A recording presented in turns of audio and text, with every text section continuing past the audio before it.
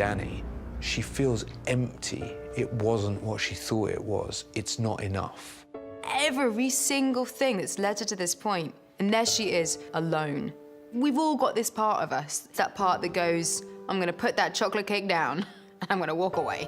We come up against those moral conundrums all the time. I'm not saying chocolate cake is a moral conundrum. Eat as much cake as you want, but those things that you wrestle with in yourself. She knows she has won this war. It's in that moment when she makes the decision to make this personal. It's one of my favorite Emilia performance moments because it took place on the back of like a giant green dragon buck without a real thing anywhere in sight. Emilia's really nice and she cares. She's a whole bunch of things that Dany isn't. So reaching this part of Dany was a tough call for her. Ultimately, she is who she is, and that's a Targaryen. And, you know, she has said repeatedly throughout the show, I will take what is mine with fire and blood. And in this episode, she does it. For the audience, oh, you wanted a battle? Well, here you go.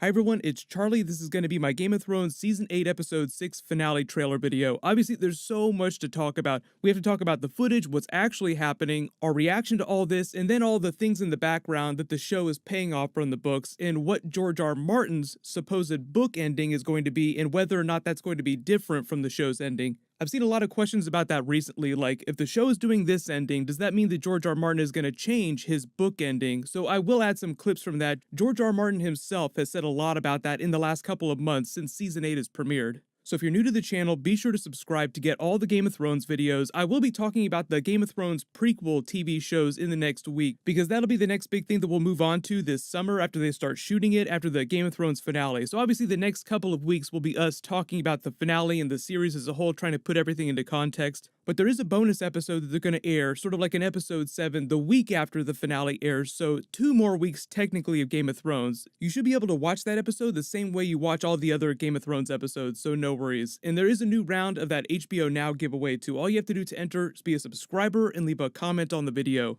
So starting with the footage, we have Jon Snow and Davos walking through the wreckage of the city, trying to take it all in. Tyrion doing the same thing in a separate part of the city, with the same look of shock and horror on his face that he had after Season 7, Episode 4, when Daenerys attacked the Lannister troops. There's a shot of Arya walking around the Unsullied troops, looking up at Daenerys as she walks out of the Red Keep to address everyone. A wide shot of the Unsullied in formation, and all the Dothraki cheering in victory with their rocks held high. Big surprise if you thought that all the Dothraki were killed during the Long Night episode. There was so much confusion after Episode 3 that they had to come out and say, no, they lost half of their forces, because the way they filmed it made it seem like that went down way differently. Then you get that final shot of Daenerys slowly walking out from behind to make the post-war victory speech and proclamation about her new world order, so to speak. This is how everything is going to be in my new kingdom. But the thing is the music through this whole trailer is very ominous, and you look at all the Dothraki formations marching around, and synchronicity and all this symmetry seems very sinister within that context. You can make as many allusions or comparisons to real-world tyrants, but obviously I think this is just the beginning of what could potentially being a run at a Mad Queen. So even though she kind of turned during the episode, and Emilia Clarke tries to explain that, how Daenerys sort of succumbed to the worst things within her, how we all fight that moral conundrum, and the way she sort of talks about it, Daenerys spiraled out of control. So this is just the beginning of that descent, and you have all these other characters, the main characters, trying to figure out what they're going to do about it next. A lot of them look really confused, except for Arya Stark. So you have a situation where Daenerys is basking in the ashes of her victory. I don't want to be the Queen of Ashes, but yet look at all these ashes falling around her. And I think they're trying to mislead you a little bit into thinking that Arya is going to be the person to end the threat of Daenerys. Like, she's clearly got that look on her face like she's developing a plan. So I definitely think she wants to try and deal with Daenerys, but think about it this way. There's still a chance that the show could pay off a couple really big George R. R. Martin prophecies from the books of A Song of Ice and Fire. The prophecy of Azor Ahai, the prince who was promised, and a couple of Daenerys' biggest visions from the House of the Undying that we're just now seeing unfold on screen, particularly the one of her in the Iron Throne Room, but also a couple of the other ones in there too, because you re-examine those visions in the context of what's happened the last couple of episodes, and they mean very different things. And like you talk about foreshadowing, the official poster is Drogon's eyes transposed with the Iron Throne. I think that Daenerys is going to wind up destroying the Iron Throne literally with Drogon, because Aegon the Conqueror, when he was making the Iron Throne, had to use Balerion the Black Dread to melt all the swords down.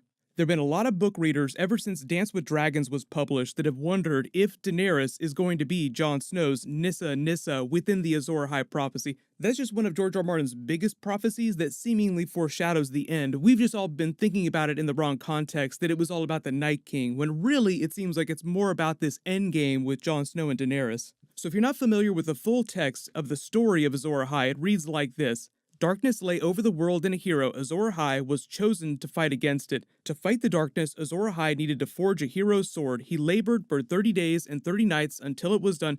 However, when he went to temper it in water, the sword broke. He was not one to give up easily, so he started over.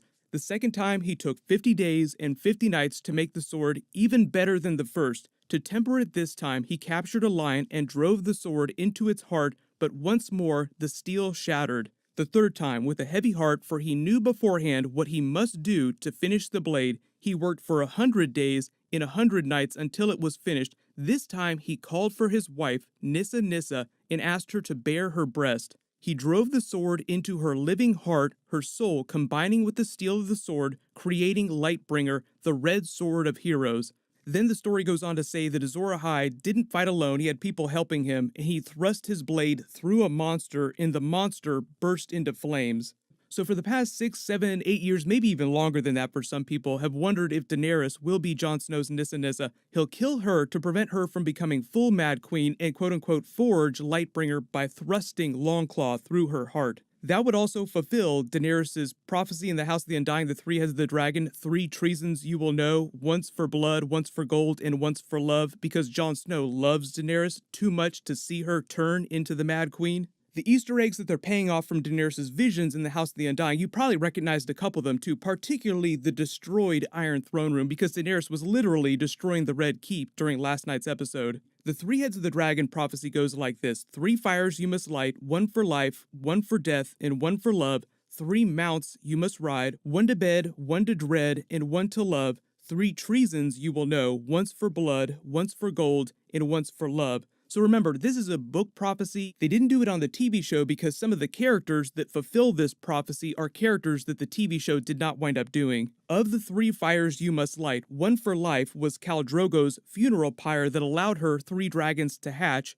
1 for death was the burning of the Dothraki cows during season 6 on the show. 1 to love was the metaphorical fire that she lit in her heart for Jon Snow, loving someone again after Khal Drogo. Like she told Sansa earlier this season, the last man that I loved was taller, so that means that she never truly loved Daario Naharis, so sick burn on Daario. But like in last night's episode, they're standing in front of that fire while she's confessing her love for Jon Snow and he rejects her. So you could also interpret it that way too. Of the 3 mounts you must ride, the 1 to bed was either a Khal Drogo, or you could look at it as the white horse that Khal Drogo gave her on their wedding night. Its name was Silver. 1 to dread was Drogon. They called Balerion the Black Dread. You dread dragons. And the 1 to love is obviously Jon Snow. She mounted Jon Snow. Of the 3 treasons you will know, once for blood, once for gold, once for love, the 1 for blood was Illyrio, probably because in the books we find out that Book Aegon was really his son and he's a Targaryen bastard, not a true Targaryen like they're telling him he is. There's a whole other storyline that the show has cut out with the Golden Company in a whole other version of Aegon that might wind up being Illyrio's illegitimate son.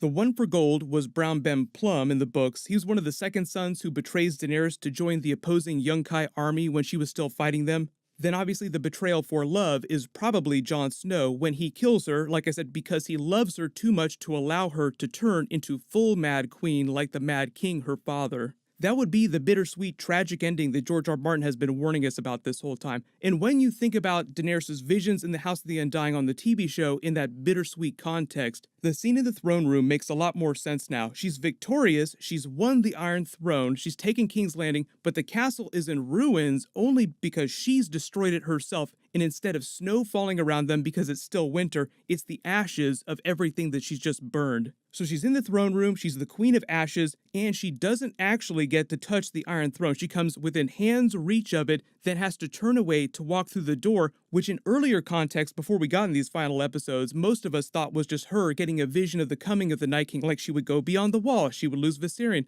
But now, when you think about the potential ending of the show, Daenerys dying at Jon Snow's hands, this vision of her walking through the door might be her leaving the world of the living, a vision of her death. Like she's passing into the afterlife. It makes a lot more sense then that she sees Khal Drogo and her baby Rhaego, because they're in the afterlife now. So if she were to die, then she would join them in death and get to see them again. Depending on what you actually think happens after death within the world of A Song of Ice and Fire, Jon Snow claims that he saw nothing. He claims it was all just blackness.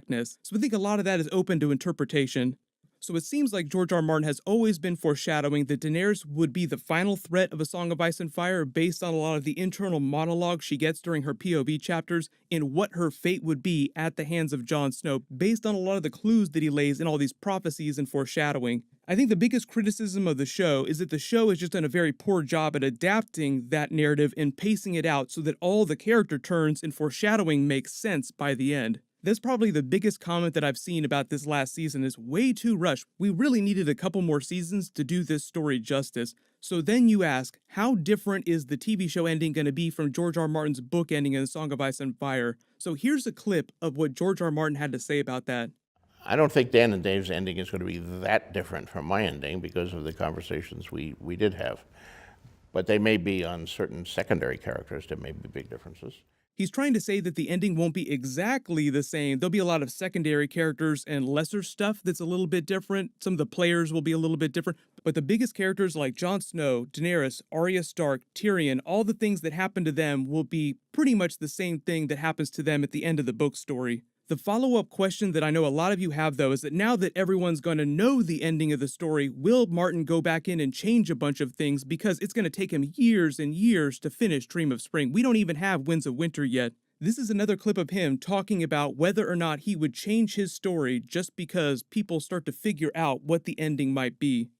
But what do you do then? Do you change it and come up with something goofy and outlandish that you haven't done the foreshadowing for, that you haven't laid the foundation for, just in order to surprise people? I mean, sure, I could have like aliens come down, and that would certainly surprise the hell out of everybody. No one is predicting that, but it would ruin the series. He's given that interview a couple different times, and he always says pretty much the same thing. So even though a lot of side plots might change a little bit, the really big arcs and the really big beats for the huge characters won't change that much. So obviously it's going to probably be like 10 or 12 years before we actually find out what the real book ending is for Dream of Spring. So we'll check back in 10, 12 years later to see how different the TV show ending was. But like I said, what's going to happen is the Game of Thrones prequel will start filming this summer. There's actually 3 in development, but only one of them is shooting right now. That's going to premiere next year. And George R. R. Martin is working with other people, not Dan and Dave. Dan and Dave are not involved with the Game of Thrones prequel TV series at all. They're going to go off and do their own thing, so they won't be involved with the Game of Thrones franchise anymore after this.